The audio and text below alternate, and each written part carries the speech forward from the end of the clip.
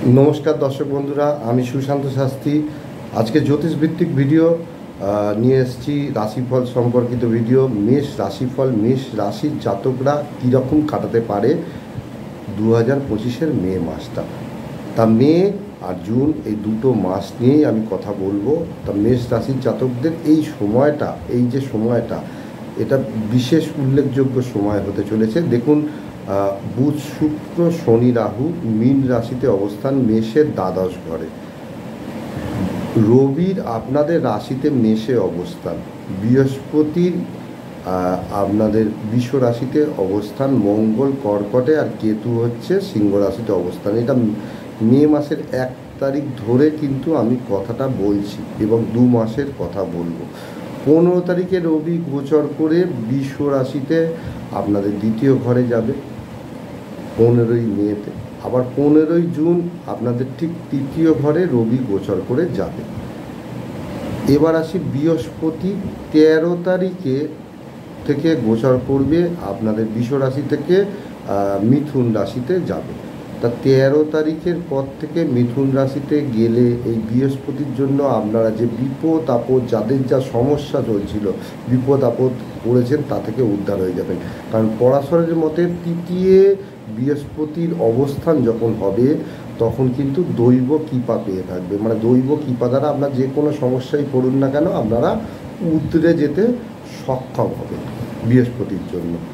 আর আপনাদের এই যে রবি নিয়ে কথায় আসি, রবি 15 তারিখের পর থেকে আপনাদের দ্বিতীয়ভাবে যাবে।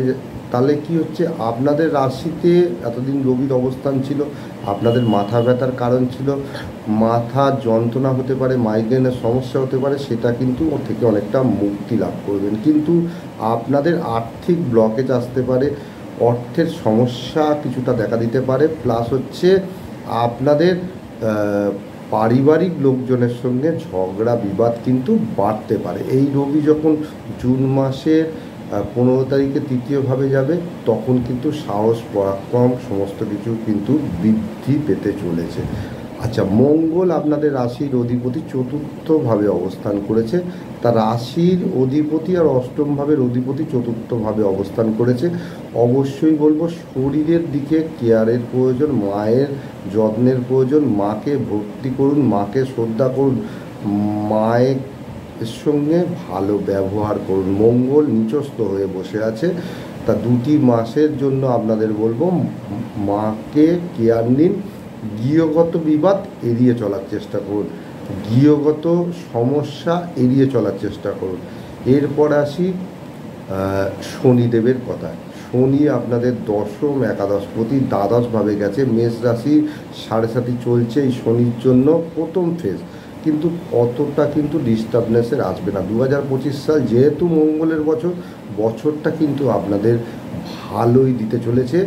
আর এই শনি খুব একটা ডিস্টার্বনেস দেবে না, কিন্তু 4টি গ্রহ একটা রাশিতে, তা অনেক পরিমাণ ব্যয় আপনাদের মাস দুটোতে দেখাচ্ছে।